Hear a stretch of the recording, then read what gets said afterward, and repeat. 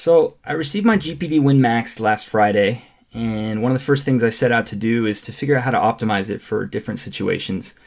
First thing I want to do in this video is just give the Fox a shout out. You can find his channel on YouTube.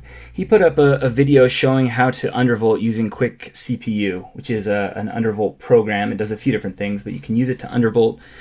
And a lot of what I'm about to show you is based on the work that he showed in Quick CPU. So just shout out to the Fox, because I'm going to be repeating a little bit of what he showed off, but some of it, I'm going to show you how to do it in ThrottleStop, first of all. I prefer ThrottleStop for a couple of different reasons. Number one is that you can use multiple profiles. So I'm just going to go ahead and show you ThrottleStop. I'm not going to show you how to go through and download it. If you're going to be tweaking this thing, you should be able to figure out how to download it. Once you get it, though, it's just ThrottleStop.exe. You don't even have to install it. And I've already got it running, but when you boot up ThrottleStop, you're going to see a screen like this. Apologies in advance if there's any shakiness. I don't have any sort of a cam setup, especially for a mobile device like this, but hopefully you'll be able to see everything okay. When you boot up ThrottleStop, you'll get to a screen like this, and on this screen, I have not changed anything, and so you should not need to touch anything here. The biggest things that you're going to be looking for here are going to be these two buttons right here. One's called Fiverr, and one is called TPL. I'm going to go to TPL first because it's the easiest one to understand. If you come to TPL, the only real thing that I could see messing around in here is this. You'll see 25 at the top right here. That is the total system power, the total wattage that you are able to use with your system for your CPU in specifically. And so by default, your GPD Win comes set at 25 TDP. The default for this 1035 CPU is a 15, so we're already basically setting it to the upper on 25, and you can adjust that in the BIOS. So it'll come 25 by default. The cool thing about this is that you can change your TDP in real time.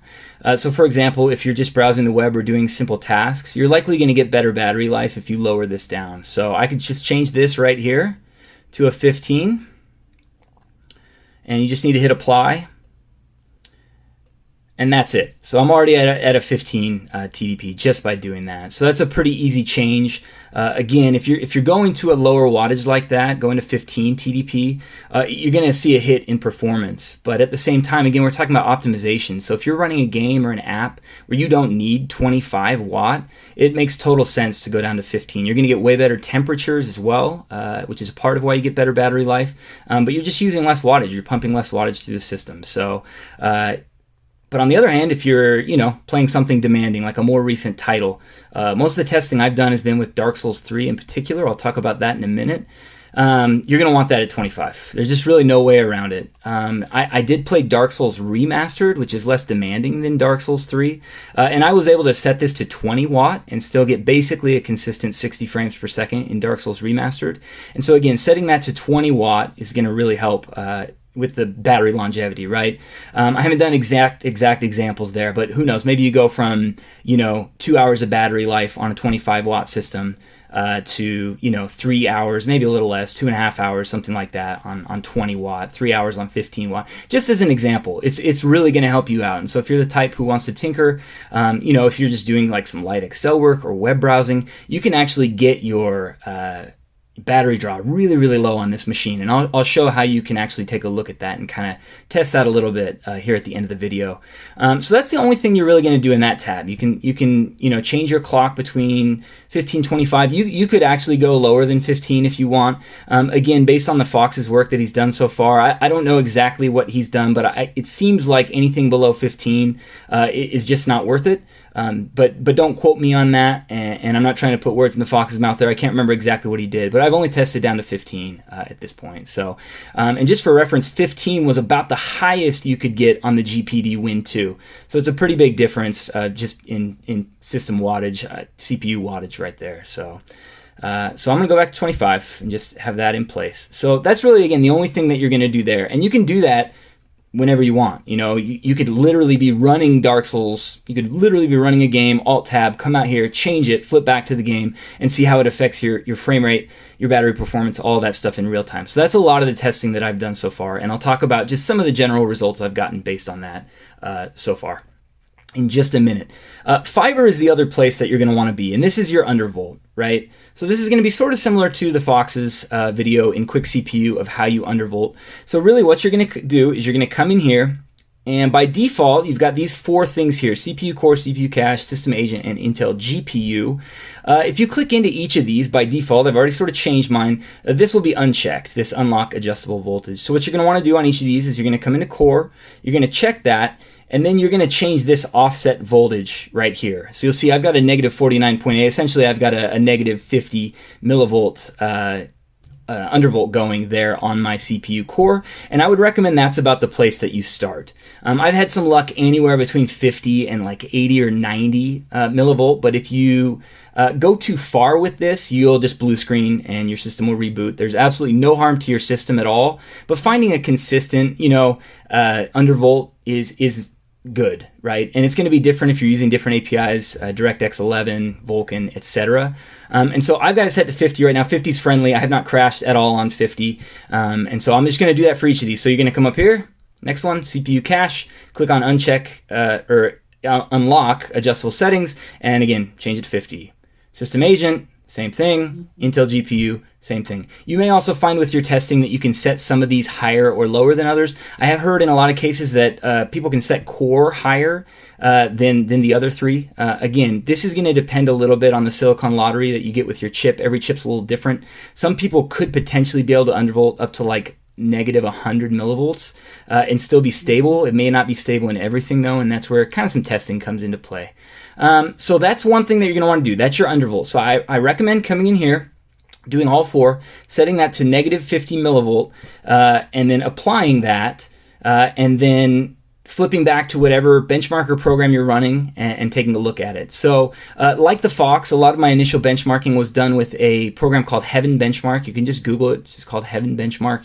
And it runs like a 4 or 5 minute benchmark that spits out an average FPS and a score. And so I did a lot of my testing with that. So what I did was I did a 15 watt testing for this at negative 50, negative 60, negative 70, etc. I did 25 watt testing, negative 50, negative 60, negative 70, obviously compared to just a regular 15 watt with no undervolt, a 25 watt with no undervolt, etc. Your benefits of undervolting: you're going to have lower temperatures, you are going to have better performance because of those lower temperatures, you are going to get better battery life because of the whole thing too. I know it sounds silly that an undervolt actually gives you better performance, but it's entirely true. And I'm not an expert in this area at all, and so if anything I'm saying is slightly off, I own that. That's no problem at all, no biggie. But I just want to show you guys things that you can do here. So real quick, let me just speak to some of the results I got with the Heaven Benchmark. Now again, this is with one program, the Heaven Benchmark in particular. So don't, this is going to be potentially different for everything. So don't take this necessarily as gospel here. But for example, on 15 watt, running completely stock at 15 watt, I got a 1406, which is the score. At a negative 50, I got a 1442. So that's about a 3% improvement, which isn't massive. You can definitely get a better than 3% performance increase there. That's just at negative 50 millivolt under voltage. So, but you can see clearly that there's a step up there. And I'll tell you about something in a minute that will actually give you a little more performance too, that I haven't seen anyone cover yet. At 25 watt, I actually got roughly the same stock as with a 15 millivolt or a 50, millivolt undervolt.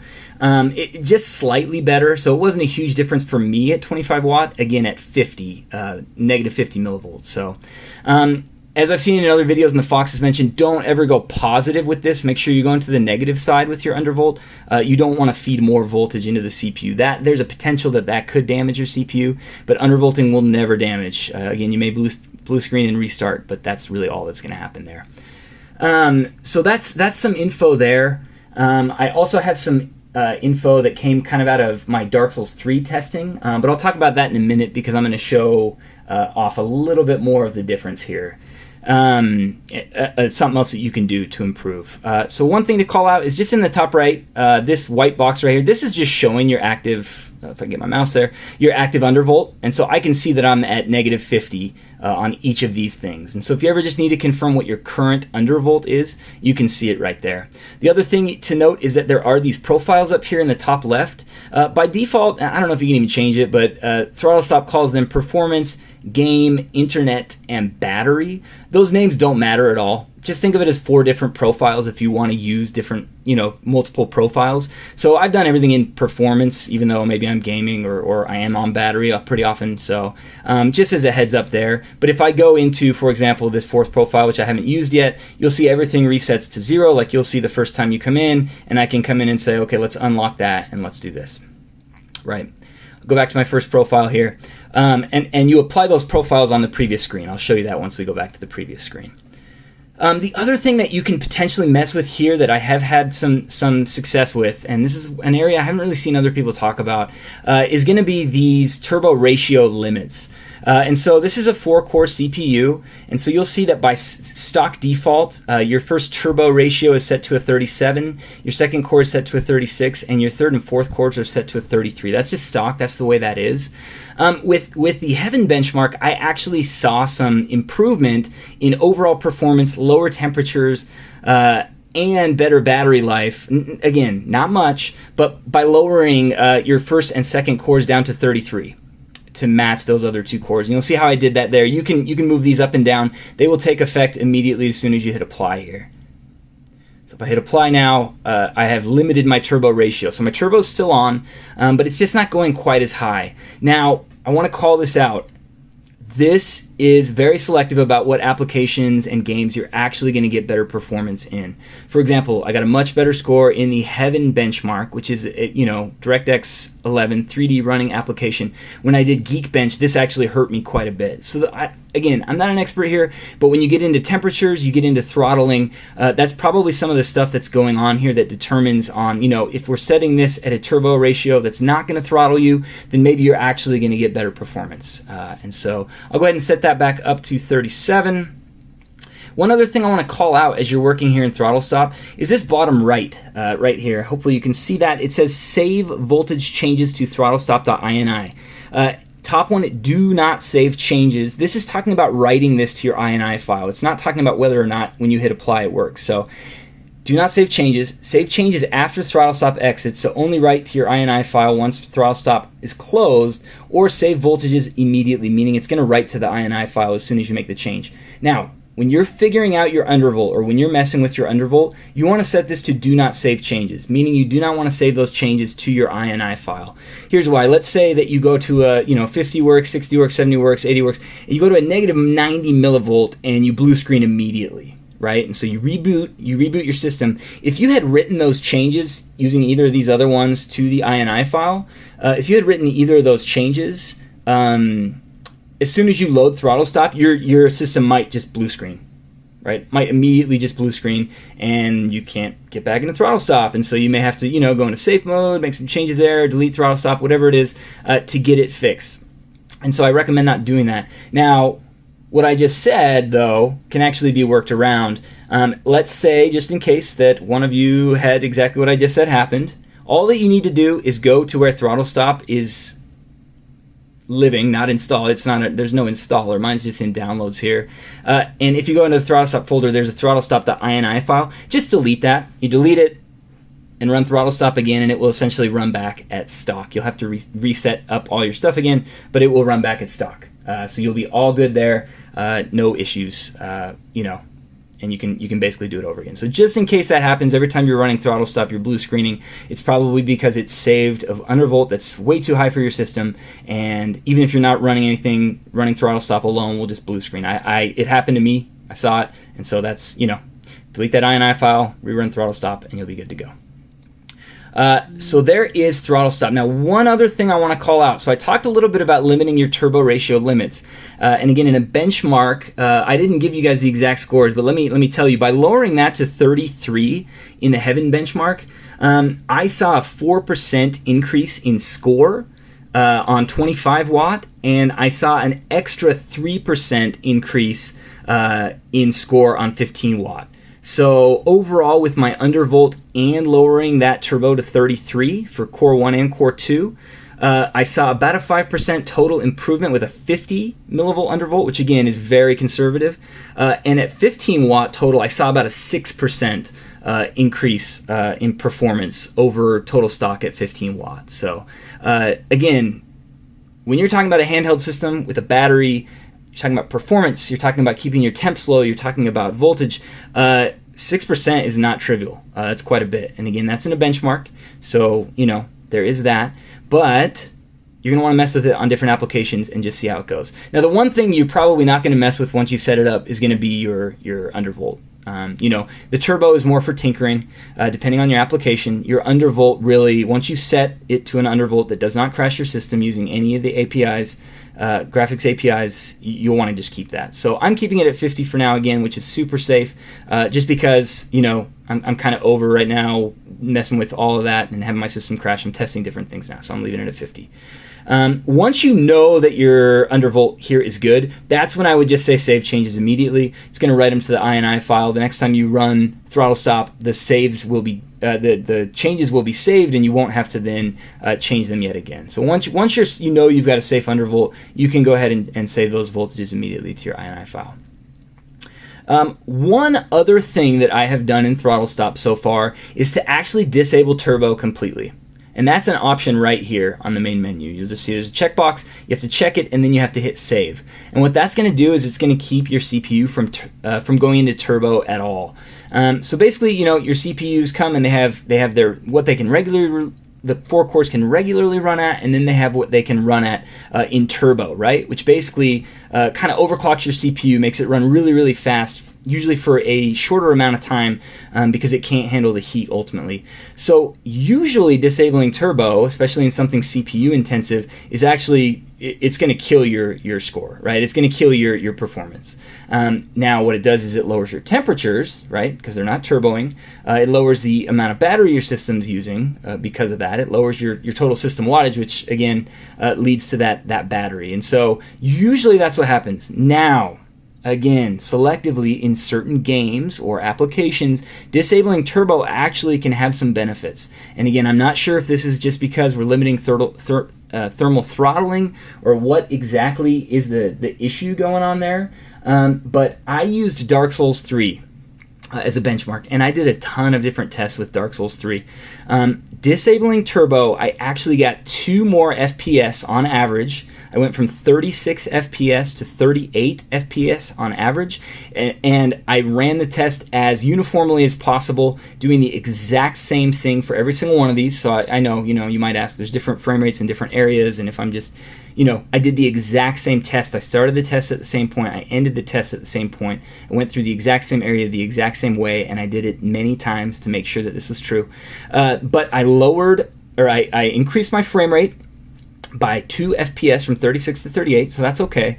Bigger than that, I lowered my total system temperature, my CPU temperature actually, from 67 degrees Celsius to 63 degrees. A 4-degree drop in temps, that's pretty massive.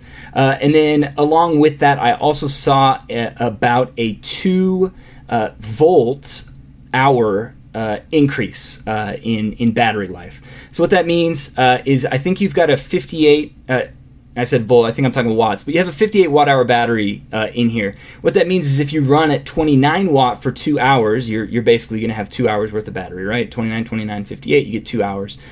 So I dropped from about a negative 31, so that would give me a little bit less than 2 hours, to a 29, which would give me exactly 2 hours.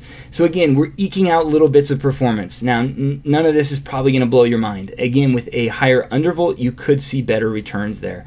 And again, that's Dark Souls 3 specifically. And so, the way that the CPU interacts with these different games could change things. But one thing you may want to just tinker with is disabling the turbo. Again, this is another thing you can do mid-application. So if you have something running, a game running, you can Alt-Tab here, you can disable the turbo, you can apply it, you jump right back to the game and see if you see an immediate difference in FPS, etc. And again, if you're doing actual testing, you want to make sure your tests are uniform and you're doing everything exactly the same way, right? So that is basically what I wanted to show you in ThrottleStop. The last thing I want to show you with ThrottleStop is just how to get it to run on boot. Because once you've got this set, if you're not tinkering, again, if we're not messing with turbos, if we're just talking undervolt, you probably just want this to boot on Windows boot. And ThrottleStop doesn't offer a default out of the box way to do that, but you can actually do it pretty easily through Task Scheduler in Windows. So I'll just show you that real quick. So if we hit Windows key, sorry, a little weird here looking through the camera, we go to Task Scheduler. I haven't set this up on this yet, so I'll show it from the beginning. Load Task Scheduler. On the right side, we're going to go to Create Task. Call it whatever you want. This doesn't really matter, but obviously if you want to find it later, something like ThrottleStop, and I apparently have caps lock on.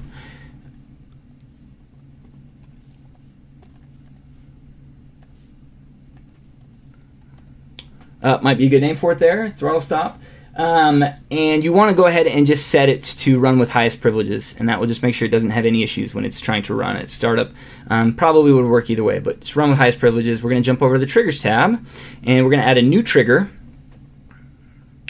And the trigger that we need to add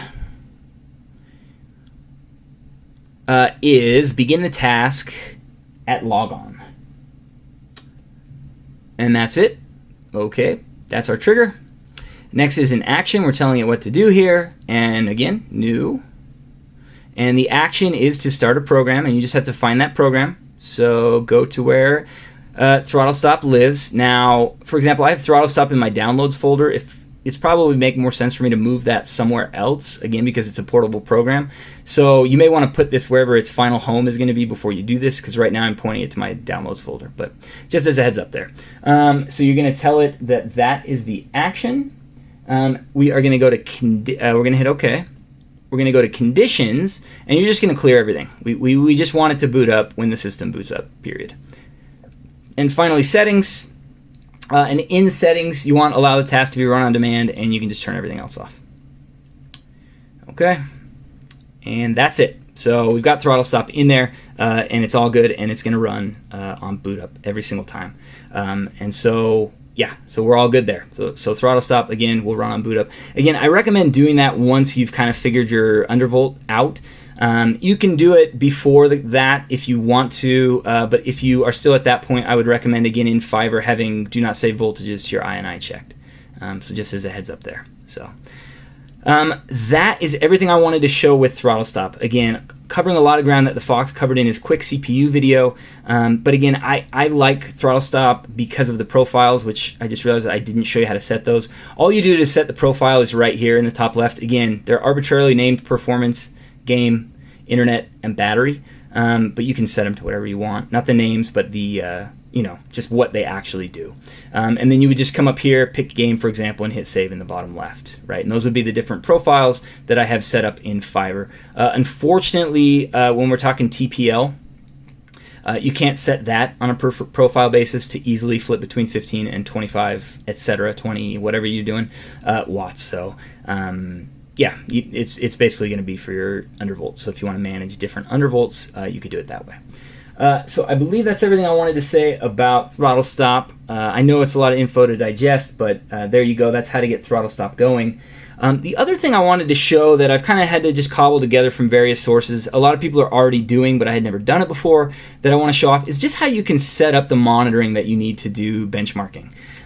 Basically, three main programs are used when you're doing this. Number one is called HWiNFO or HWiNFO 64. The second one's called MSI Afterburner, and the third one is called Rivatuner. When you download MSI Afterburner, it will also ask if you want to install Rivatuner. So you don't need to install Rivatuner separately or download Rivatuner separately. You do need to install it when it asks you to do it with the MSI Afterburner install. HWiNFO is its own thing. So two separate programs. Now, let me show those off kind of one at a time here. Rivatuner is very, very simple. With Rivatuner, here's what Rivatuner looks like when you boot it up. The settings that I pick are to start with Windows, starts as off, and then show on-screen display. Go ahead and set that on. That will basically control the ability to use Rivatuner to display your statistics in your game. And And those statistics actually come from MSI Afterburner and from HWiNFO. So you don't really need to mess with anything else here. I will show you one more trick with Rivatuner that also helps with performance in a big way, and I'll show you that at the end of the video. But just for displaying what we're going to display. You can also mess with where it shows on the screen. Top left seems to be pretty universal. So if you want to know what any of these mean, hover over them.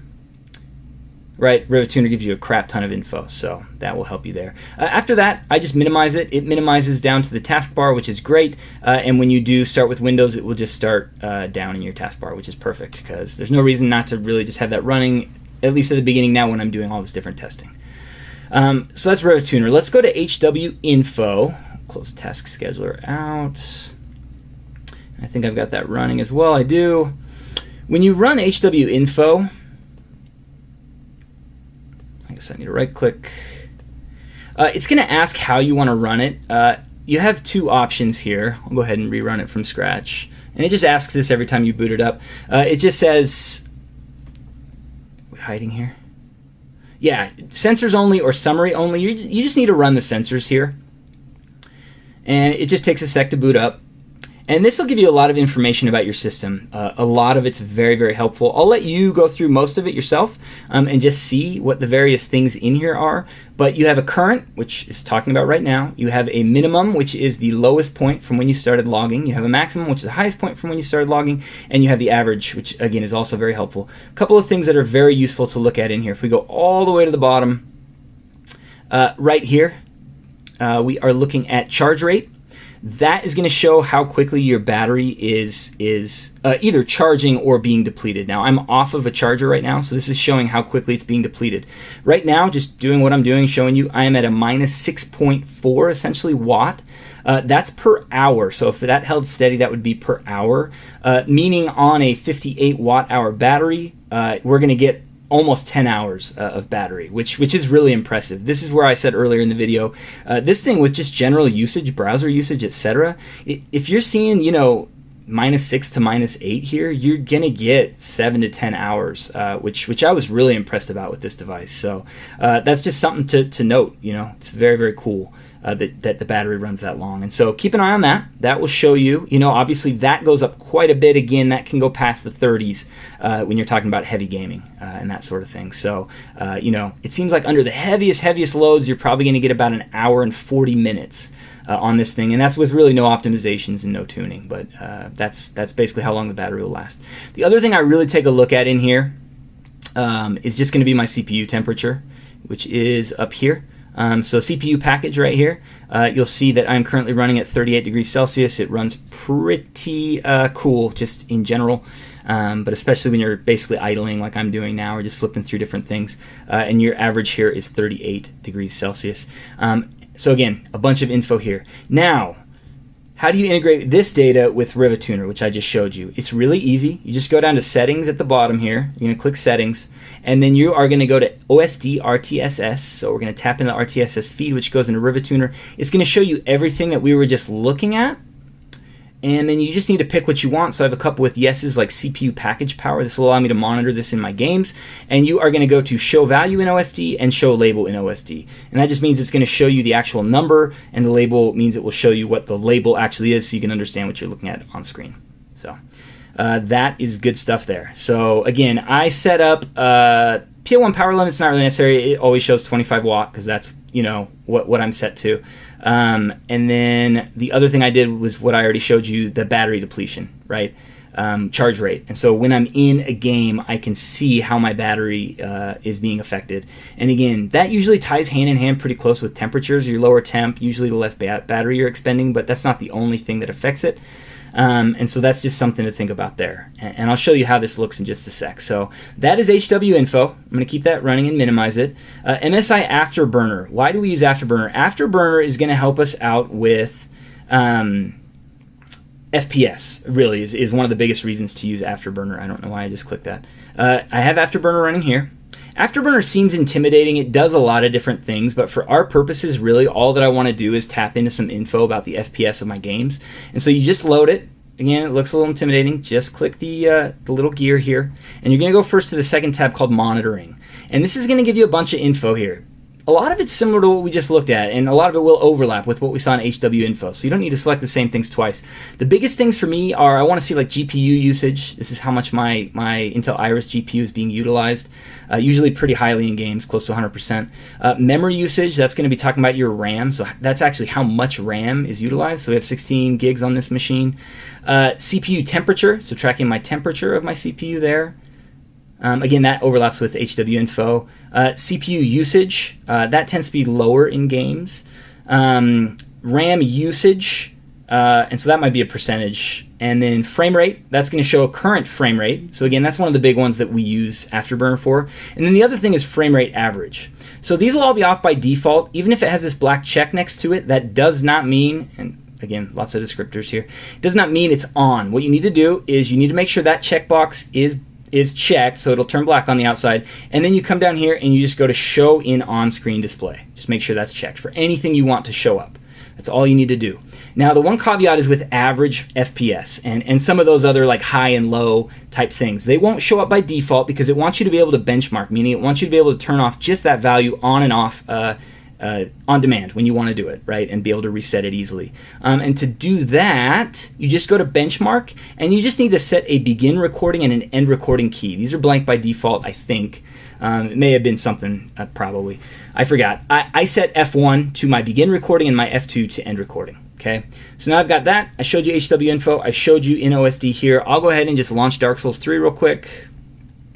That's not what I want. And I'll just show you what I mean.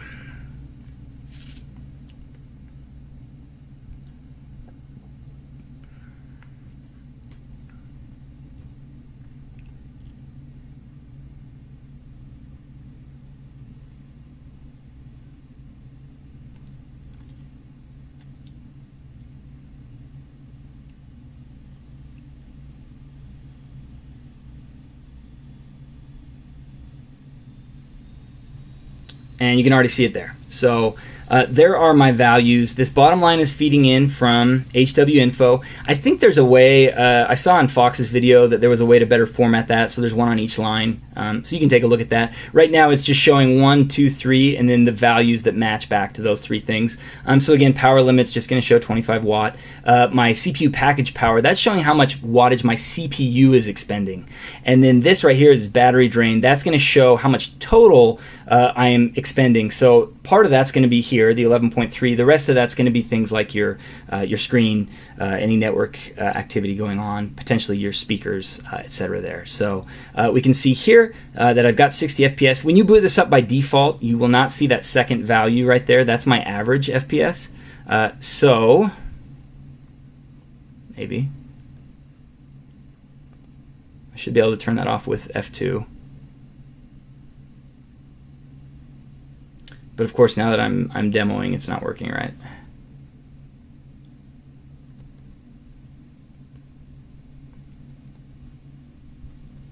Well, that's funny, because it was working great. Maybe, I'll tab real quick here. Maybe it's because I still have this up. I don't know. Put that back down. We'll jump back over again. This is where I'm showing you can really jump in and out and make changes on the fly. There we go. So F2 killed it. If I press F1, it will come back up. Now when it comes back up, it's going to start a new average. So that's where it's very helpful for benchmarking. So yeah, that's how you get all that up there. So again, I've got my GPU running at 12%. I haven't started the game yet. I'll do that real quick, I guess, to show you how those kind of pump up. So just continue a test game I was running here.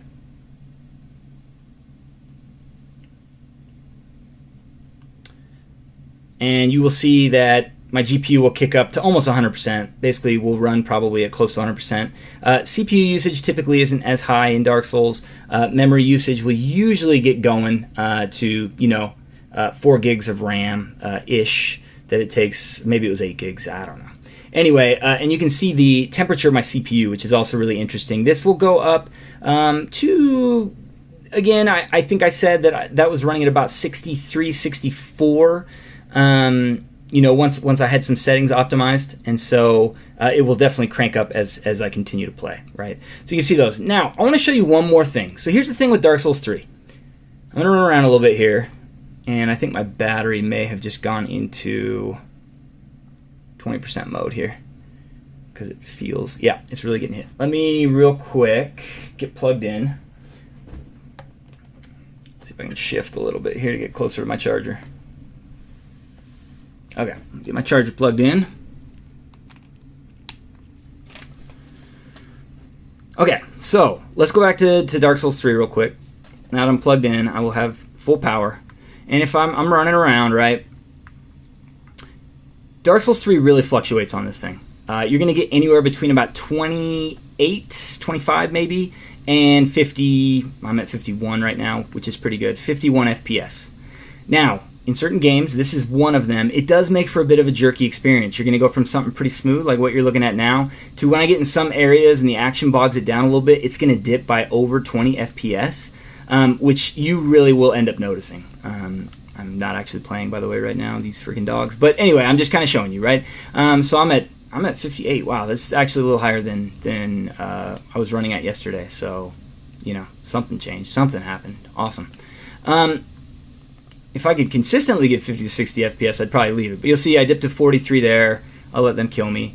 And so it fluctuates. Now, as we're kind of booting up here, I do want to show you, keep an eye on that CPU package power, right? I think it was just about 24. I wish I could show you what the actual full drainage was, but my battery dipped, and so it was going to kill my performance. But you'll see right now, it's 27, and my CPU temp is at 70. And I'm just going to run around a little bit. Right, I'm averaging 38 FPS right now. Right, 25 watt to the C. This is basically maxed out, right, at 25 watt. And then, yeah, again, I wish I could show you the total package power that was being taken. It's going to be probably about 32 watt, though, if I was on battery right now, which is quite a bit. Again, you're going to get about an hour and 40 with that performance. And again, the CPU is just under 70 degrees. So this is a short test. I haven't been running the game very long, so this might not be super helpful. But what I want to show you is how to cap your game at 30 frames per second. I don't actually know if I can do this while I'm running the game, so I'm going to try it. This is one more thing that we use Rivatuner for. So I'm just going to go back to Rivatuner, which is minimized down here. And you'll see it right here, frame rate limit. And by default it's 0, which means there's not limited. I'm going to go ahead and type 30 and hit enter. And you don't need to save it or anything. Once you've hit enter, we're good to go. And I'm going to jump back to Dark Souls 3. We'll see if that took. And I'm going to reset my FPS average again by hitting F2 to turn it off and then F1 to turn it back on. It looks like it did work. You'll see we're at 30 FPS, so it will only go lower than that if I can't hit 30, but it will stay essentially at 30.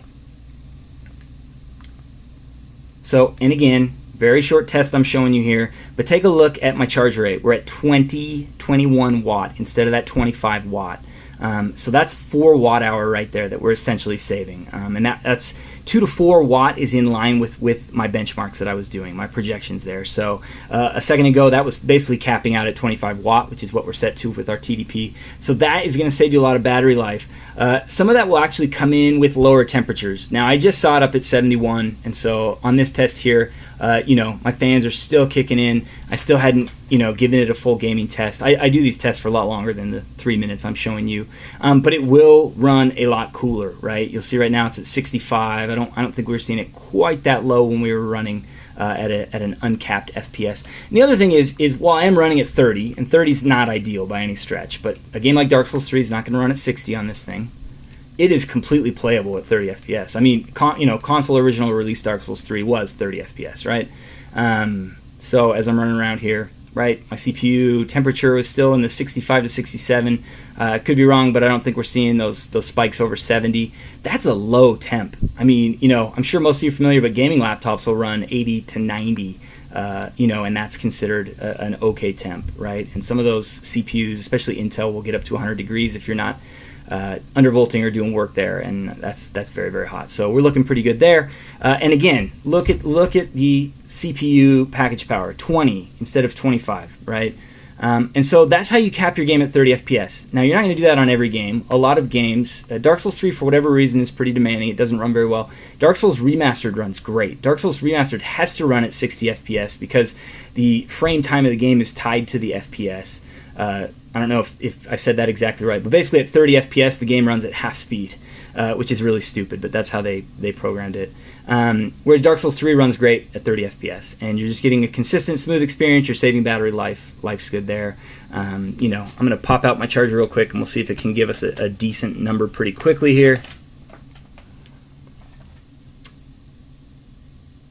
But if you look at that far right number now, it went negative because that means we're discharging the battery. We're not charging it anymore. And so we are seeing right now about a minus 28 to minus 30. And that would be higher for sure if we were on higher than 30 FPS, because your system's working harder to crank out more than that.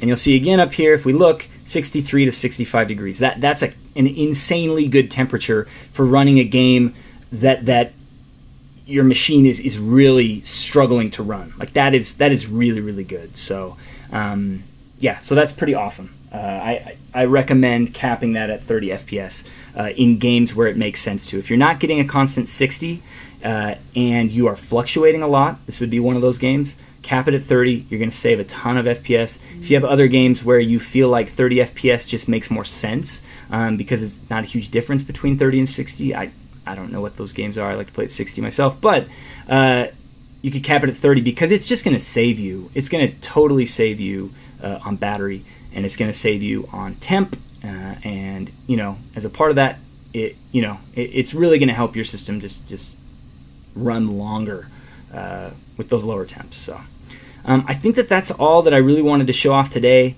Again, undervolt, mess with turning the turbo off. So we had not done that for this run, but turning turbo off actually gave me extra frames in this game. Now that I'm capped at 30, it may not matter as much, although if I'm not turboing, my wattage number may go down. I'm happy to just experiment with that real quick. But again, this is, in selective games, disabling your turbo, as silly as it seems, actually can help. Again, I'm capping my FPS here, so it's not going to change that, but let's see what that number does on the far right there. Massive, massive difference. Holy crap. I'm surprised at that. Take a look at this. I'm still running at 30 FPS. Life is good. This is fine. It's running at a perfect, well, we just dipped to 28, but that's normal. I'm running at a pretty consistent 30 FPS. My wattage is going up a little bit more now. But again, it's not affecting my performance, and it's going to go ahead and save you on those wattages. So mess around with disabling turbo. It's not going to be a global setting for you. It's really going to hurt anywhere that is optimized to utilize that turbo component of your CPU. Again, I'm not an expert here. Clearly Dark Souls 3, though, does not use that CPU turbo, at least on this machine, in any positive way. So I'm not moving right now, but 19, if that was consistent, which again, we just went up to 27, so maybe not. But if you got 20 watt, you get 3 hours of playing 30 FPS Dark Souls portably on here. Dark Souls 3, which is kind of like my dream machine. It's kind of what I've always wanted. So anyway, I hope this video was helpful. It got a little long, 43 minutes. I'll put timestamps below. Again, shout out to GPD community, and especially the Fox. Without him, I wouldn't have made this video at all. But I really want to show you how to use ThrottleStop, and then just to show off some other tricks that I've seen here and there, but never really compiled into one spot. So thanks for watching. Really appreciate it.